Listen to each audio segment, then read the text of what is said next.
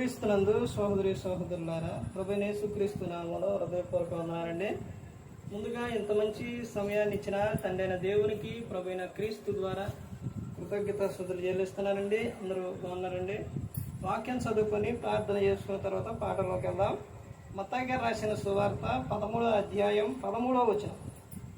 ఇందు నిమిత్తము నేను ఉపమాన రీతిగా వారికి బోధించుతున్నాను. ఈ ప్రజలు కన్నులారా చూచి చెవులారా విని హృదయంతో గ్రహించి మనస్సు త్రిప్పుకొని నా వలన స్వస్థత పొందకున్నట్టు వారి హృదయం క్రువినది, వారి చెవులు వినుటకు మందములైనవి, వారు తమ కన్నులు మూసుకొని ఉన్నారు. కనుక మీరు వినుట మట్టుకు విందురు గాని గ్రహింపనే గ్రహింపరు, చూచుట మట్టుకు చూతురు గాని ఎంత మాత్రమును తెలుసుకొనరు అని యెషయా చెప్పిన ప్రవచనం వీరి విషయమై నెరవేరుచున్నది. ప్రార్థన చేస్తుంది. పరలోకమందున్న మా తండ్రి, పరిశుద్ర ప్రేమ గల తండ్రి, గొప్ప తండ్రి, యెహోవా తండ్రి, ఈ ప్రియకుమారుడు యేసుక్రీస్తు ప్రభువారి ద్వారా కృతజ్ఞతాస్తుతులు చెల్లిస్తున్నాము నాయన. ఈ రాత్రి వేళ తండ్రి మా అందరితో మాట్లాడమని మా ప్రభువైన యేసుక్రీస్తు నామమున వేడుకుంటున్నాం తండ్రి, ఆమేన్. దేవుని కుమారుడు యేసుక్రీస్తు ప్రభువారు ఈ లోకానికి వచ్చిన తర్వాత పరలోక రాజ్యం సమీపిస్తుంది కనుక మారు మనస్సు పొందమని ప్రకటింప మొదలుపెట్టారు. అంశం పాఠం పేరు ఏంటంటే, ఎలాంటి మనిషి చేసే పిచ్చి పనులు మరణానికి దారి. మనుషులు చేసే పిచ్చి పనుల వలన మరణానికే దారి. మనుషులు చేసే ప్రతి ఒక్క పిచ్చి పని ఏమిటి అని అంటే, ఈ లోకంలో దేవుడు చెప్పిన దాన్ని చేయకుండా మనిషి దేవుడు ఏదైతే చేయొద్దు అని చెప్పారో దాన్నే మనుషులు ఏం చేస్తున్నారు, చేస్తున్నారు. మనిషి అలా చేయటం వలన ఎక్కడికి వెళ్ళిపోతున్నాడంటే మరణానికి దారి తీస్తున్నాడు. ఎంత భయంకరమైన స్థితిలోకి వెళ్ళిపోతున్నాడంటే మనిషి దేవుడు చెప్పిన విషయాన్ని మరిచిపోయి దేవుడు ఎలా అయితే ఉండమన్నాడో మానవుడు అలా ఉండడం అనేది లేదు. అలా లేకపోవడం వలన మనిషి మరణానికే ఇదైపోతున్నాడు. ఏ మరణానికి ఇదైపోతున్నాడంటే శాశ్వతమైన మరణానికి ఇదైపోతున్నాడు. అంటే ఈ లోకంలో మనిషి మరణించేది అది ఒకటైతే ఆ దేహము ఆత్మ నుంచి ఈ రెండు కూడా మందైనది మట్టికి, ఆత్మేమో దేవుని యొద్దకు వెళ్ళిపోతుంది. అని తర్వాత రెండవ మరణం ఉంది. ఆ రెండవ మరణమే ఏంటనంటే అక్కడ అగ్ని ఆరదు, పొరుగు సాగదు. అంత భయంకరంగా ఉంటుంది. ఈ లోకం శాశ్వతం అనుకొని ఈ లోకంలోని మనిషి జీవించే విధానం, మనిషి చేసే పనులు పిచ్చి పిచ్చి పనులు చేస్తున్నారు. అంటే లోకంలో చేసే ప్రతి ఒక్కటి కూడా దేవుడు జీవనోపాధి కోసం పని చేసుకోమన్నారు. కానీ కొంతమంది వ్యక్తులు ఏం చేస్తున్నారంటే వారు తమ స్వబుద్ధి ఆధారం చేసుకొని దేవుడు ఏదైతే చేయొద్దు అని అంటున్నారో దాన్నే మనుషులు చేస్తూ ఉన్నారు. ఇక్కడ మత్తయి గారు రాసిన సువార్త 13వ అధ్యాయం 13వ వచనంలో ఏమని చెబుతున్నారో మనం ఇక్కడ చదివితే, ఇందు నిమిత్తము నేను ఉపమాన రీతిగా వారికి బోధించుతున్నాను. ఈ ప్రజలు కన్నులారా చూచి చెవులారా విని హృదయంతో గ్రహించి మనసు త్రిప్పుకొని నా వలన స్వస్థత పొందకుండినట్లు వారి హృదయము క్రొవ్వినది. వారి హృదయము ఏమైపోయింది, కొవ్వు పట్టింది, క్రొవ్వినది. ఆ కొవ్వుతోని మనిషి ఏం చేస్తున్నాడంటే రకరకాల పనులు చేస్తున్నారు ఈ లోకంలో. మనిషి హృదయం క్రొవింది అని అంటే ఆ మనిషి దేవుని మాట వినే స్థితిలో లేడనమాట. ఒక స్త్రీని చూసినప్పుడు మోహపు చూపులు, ఒక వ్యక్తితో మాట్లాడేటప్పుడు వ్యర్థమైన మాటలు, ఒక అల్లరితో కూడిన ఆటపాటలు, విందులు, వినోదాలు, మనిషి వీటన్నిటికీ కూడా లోనై పోతున్నాడు. అంటే అలా చేయడానికి కారణం ఏంటంటే మనిషి హృదయం ఏమైపోయిందంటే క్రొవ్వినది. మనిషి హృదయం కొవ్వు పట్టింది. ఆ కొవ్వుతోనే మనిషి దేవునికి ఏమైపోతాడో దూరం అయిపోతాడు. ఇంకా దేవుడు ఎక్కడుండో, దేవుడు లేడులే, దేవుడు నన్ను చూడట్లేదులని మనిషి జీవిస్తుంది. ఆకాశమా ఆలకించు, భూమి చెవియొగ్గని దేవుడు సాక్షులు పెట్టిండు. కీర్తనలో 139వ కీర్తనలో చెప్తున్నారు కదా, అక్కడ ఏమని చెప్తున్నారంటే, నువ్వు కూర్చునుట, లేచుట, పడుకునుట మొత్తం కూడా నాకు తెలుసు నాయనా అని చెప్తున్నారు. నువ్వు ఎక్కడ తప్పించుకుంటావు? కీర్తన 90వ కీర్తన 2వ వచనంలో చెబుతున్నారు కదా, నరులారా తిరిగి రమ్మని చెబుతున్నారు. అంటే ఈ లోకం శాశ్వతం కాదు, శాశ్వతమైన లోకం ఉంది. నువ్వు తల్లి గర్భంలో నుంచి బయటకు వచ్చినప్పుడు నీకు తెలుసా? ఎవరికి కూడా తెలియదు.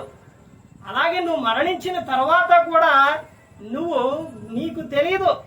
మరణించిన తర్వాత ఏం జరుగుతుంది అంటే నీ గురించి చెప్పుకుంటారు.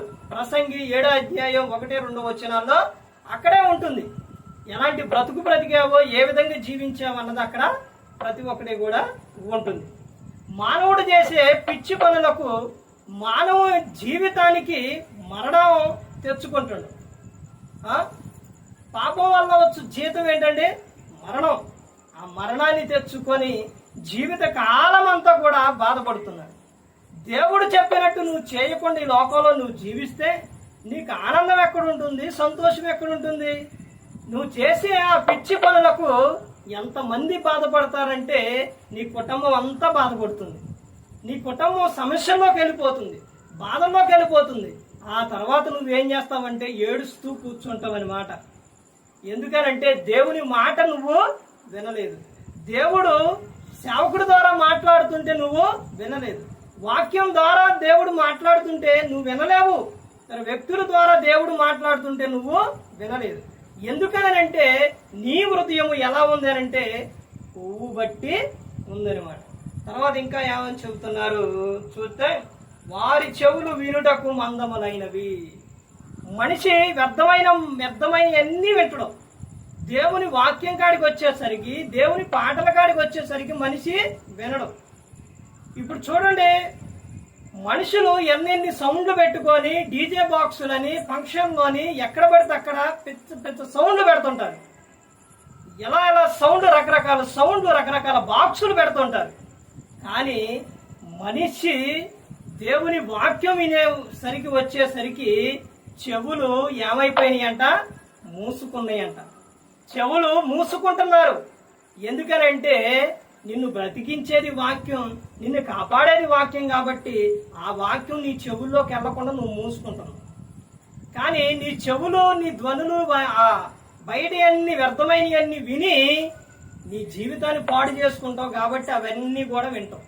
ఎంత సౌండ్ పెట్టినా కానీ ఇదేంటి, ఈ సౌండ్ ఏంటి, తగ్గించండి అని అనరు. కానీ దేవుని వాక్యం కాడికి వచ్చేసరికి కొంచెం సేపు ప్రార్థన జరుగుతున్నా, వాక్యం చెబుతున్నాయో ఈ సౌండ్ మేము వినలేకపోతున్నామే అని అంటారు. అప్పుడు ఏం చేస్తున్నారు వీళ్ళు? వారి చెవులు వినుటకు మందములైనవి. దేవుని వాక్యం వినేసరికి, వినడానికి వచ్చేసరికి చెవులు ఏమైపోయినాయి? మందాలైపోయినాయి. వ్యర్థమైన వినటానికి మాత్రం చెవులు మాత్రం చేటల్లాగా చేసుకొని చక్కగా వింటారనమాట. ఇది నేను చెబుతున్న విషయం కాదండి, గ్రంథం చెబుతున్న విషయం. యేసుక్రీస్తు ప్రభువారు చెబుతున్న విషయం. వారి చెవులు వినుటకు ఏమైపోయినాయి అంట? మందాలైపోయినాయి. రోడ్ల మీద కానీ, ఫంక్షన్లో కానీ పెద్ద డీజే బాక్సులు పెట్టి సౌండ్లు పెడితే అసలు ఒక్కరన్నా కానీ ఏంటి సౌండ్ అని అడగరు.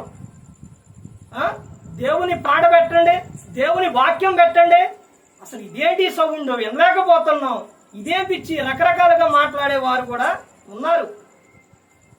కానీ దేవుడు ప్రతి ఒక్కటే చూస్తున్నారు నాయన, అది నువ్వు గుర్తుపెట్టుకో. తర్వాత ఇంకా ఏమని చూస్తూ చెబుతున్నారంటే, వారు తమ కన్నులు మూసుకొని ఉన్నారు. కన్నులు ఏం చేసుకున్నారు? మూసుకొని ఉన్నారు. సీరియల్ కానీ, సినిమాలు కానీ, రకరకాల వింతలు కానీ ఇవన్నీ కూడా చూస్తారు. కానీ దేవుని వాక్యం కాడికి వచ్చేసరికి వారి కన్నులు ఏమైపోయినాయి అంట? మూసుకొని ఉన్నాయంట. ఇంకా తర్వాత ఏమని చెబుతున్నారు? మూసుకొని ఉన్నారు కనుక మీరు వినుట మట్టుకు విందురు కానీ గ్రహింపరు. కొంతమంది వింటారులే కానీ ఏం చేస్తారండి? దాన్ని గ్రహింపరు. దాన్ని ఏం చేస్తారంటే కాసేపే ఆ చర్చిలో కూర్చున్నంతసేపే, కుడికలో ఉన్నంతసేపే, వాక్యం వింటారులే కానీ దాన్ని ఏం చేయరో, పాటించరో, దాన్ని గ్రహించరు అని చెబుతూ, చూచడం మట్టుకు చూతురు గాని ఎంత మాత్రమును తెలుసుకొనరని యెషయా చెప్పిన ప్రవచనం వీరి విషయమై నెరవేరుచున్నది. కొన్ని వందల సంవత్సరాల క్రితం యెషయా ప్రవక్త ద్వారా తండ్రి అయిన దేవుడు రాపించారు. అది వీరి విషయమై ఇప్పుడు ఏమైతుందంటే నెరవేరుచున్నది.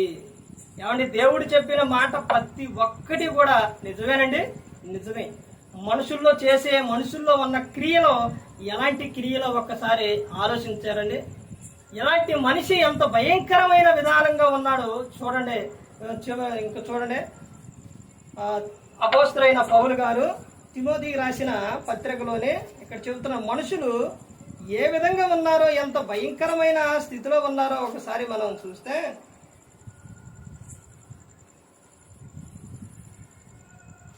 అపోస్తలుడైన పౌలు గారు తిమోతికి రాసిన 2వ పత్రిక 3వ అధ్యాయం 1వ వచనం, అంత్య దినములలో అపాయకరమైన కాలములు వచ్చునని తెలుసుకొనుము.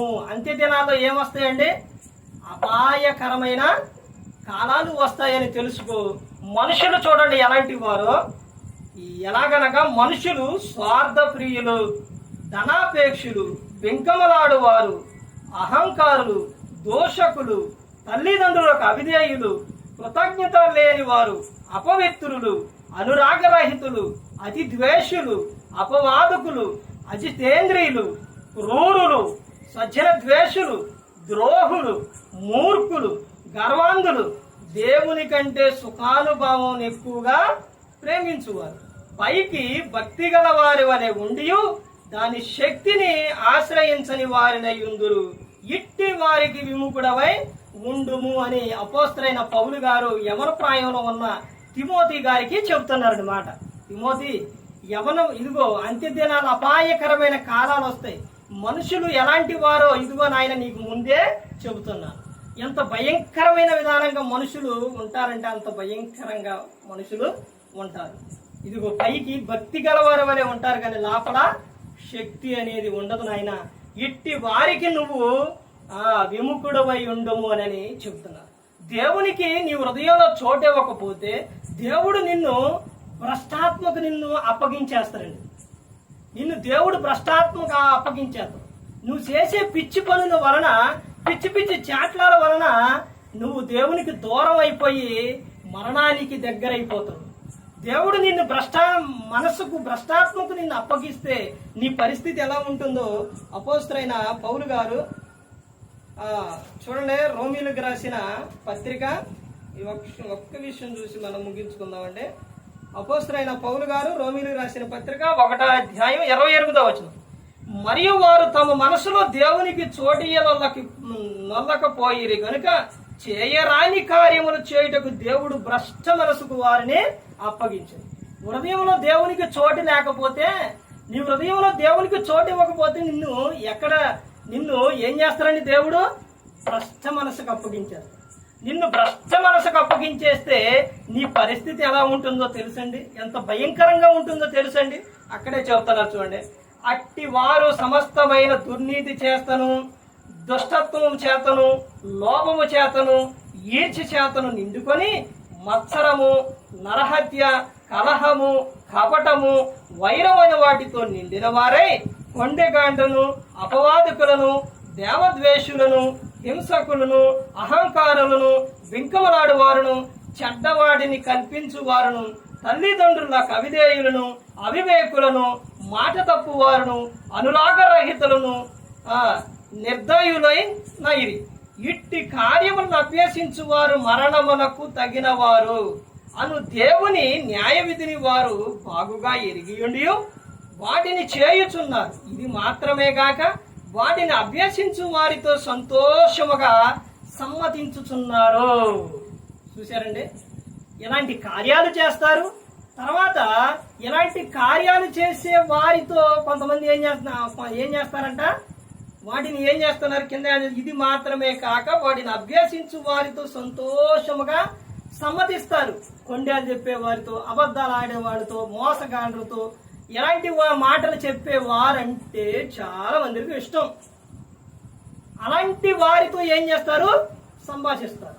ఇదిగో నాయన దేవుని వాక్యం వస్తుంది, ప్రార్థనకి వెళదాం రాండి, దేవుని సేవకుడు వాక్యం చెబుతుండో, ఇదిగో మందిరాలకు వెళితే మన జీవితకాలం అంతా మన వెంట కృపాక్షేమములు వస్తాయి, రాండి నాయన అని మందిరానికి ఏ రోజునైనా పిలుచుకెళ్ళావా? పనికి మాల నాటికి అన్నిటికీ పోగు చేసుకెళ్తాం, పనికి మాల అన్నిటికీ రోడ్లు ఎమ్మడబడి తిరుగుతూ ఎక్కడికి పడితే అక్కడికి వెళతావు, నీ ఇష్టానుసారంగా చేస్తావు, ఇష్టానుసారంగా మాట్లాడుతావు. వాటికి మాత్రం మనుషులు ఎలా ఉంటారో తెలుసండి, గుంపులుగా వెళ్ళిపోతారు. దేవుని వాక్యం కాడికి వచ్చేసరికి ఏనాడన్నా నువ్వు ఆదివారం ఎవరినన్నా ఎమ్మడ పెట్టుకొని వచ్చావా? ఎవరినన్నా పిలిచావా? పిలవు. పనికి మాలిన వాటికి మాత్రం ఏం చేస్తావు నువ్వు? ఎంతమందిని కాదు అంతమందిని పిలుచుకో. వీళ్ళు కూడా ఎమ్మటే వెళ్ళిపోతుంటారు. దేవుని వాక్యం అంటే దగ్గరకు రారు, దూరంగా పారిపోతారు. ఇప్పుడు చూడండి, చాలా మంది ఎంత యూనిటీగా, ఎంత ఐక్యత కలిగి కొన్ని రోజులు ఉంటారో, తర్వాత ఒకరంటే ఒకరికి పడదు. చూశారండి, దెయ్యంగాడు నేర్పే అన్నీ కూడా అలాగే ఉంటాయి. ఇలాంటి పనులు చేసేవారు చూడండి, వారితో వీళ్ళు ఏం చేస్తారంట? సమ్మతిస్తారు. అంటే అందరూ కలిసి ఎలాంటి పనులు, చెడు కార్యాలన్నీ కూడా చేస్తున్నారు. దేవుని పనుల విషయాల్లో ముందుకు రారు క్రైస్తవులు. అన్నిటిల్లో చెడు కార్యాలు, పనికిరాని కార్యాలు అన్నిటిలో ముందుండేది ఎవరు అంటే క్రైస్తవులే. అందుకే ఒక పెద్ద ఆయన చెప్పిండు, క్రీస్తులో ఏ తప్పు లేదు, కానీ క్రీస్తుని నమ్ముకున్న క్రైస్తవులు మాత్రం సరైన రీతిలో లేరు అని చెప్పారు. ఈ గ్రంథంలో దేవుడు చెప్పిన మాట ప్రతి ఒక్కటి కూడా, ఆకాశము భూమి గతించిపోయినా గాని నా మాటలు ఎన్నడూ కూడా గతింపవు అని ఆయన చెప్పారు. ఆయన చెప్పిన ప్రతి ఒక్క మాట కూడా ఈ రోజున నెరవేరుచున్నది. నోవాహు దినాల్లో ఎలాగైతే జరిగిందో, మనిషి కుమారుని రాకడ దినాల్లో కూడా అలాగే జరుగుతుంది. జనులు తినుటకు, ఆడుటకు, పెళ్ళాడుటకు లేస్తారంట, ఎంజాయ్ చేస్తారు, తమ ఇష్టానుసారంగా జీవిస్తారు.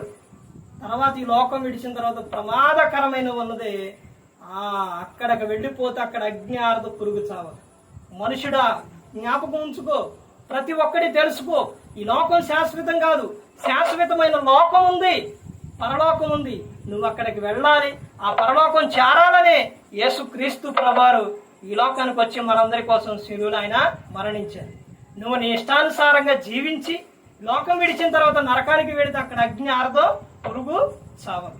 అది ప్రతి ఒక్కరూ జ్ఞాపకం ఉంచుకొని, ఇదిగో నా కోసం యేసు ఈ లోకానికి వచ్చారు, ప్రాణం పెట్టారని ప్రతి ఒక్కరూ తెలుసుకొని, ప్రతి ఒక్కరూ కూడా దేవుని యందు భయభక్తులు కలిగి పరిశుద్ధాత్మ మాట ఇంటూ హృదయశుద్ధిని కాపాడుకుంటూ క్రీస్తుని పోలే నడుచుకున్నప్పుడు ఈ లోకం విడిచినప్పుడు పరలోకానికి చేరుకుంటారు. మరి ఈ విధంగా నిలబెట్టి మాట్లాడించిన తండ్రి అయిన దేవునికి కృతజ్ఞతాస్తుతులు చెల్లిస్తూ, ఇంతవరకు శ్రద్ధగా ఉన్న మీకు ప్రభు పేట నా హృదయపూర్వక వందనాలు చెల్లిస్తూ ఈ మాటలు ముగిస్తున్న అందరికీ వందనాలండి.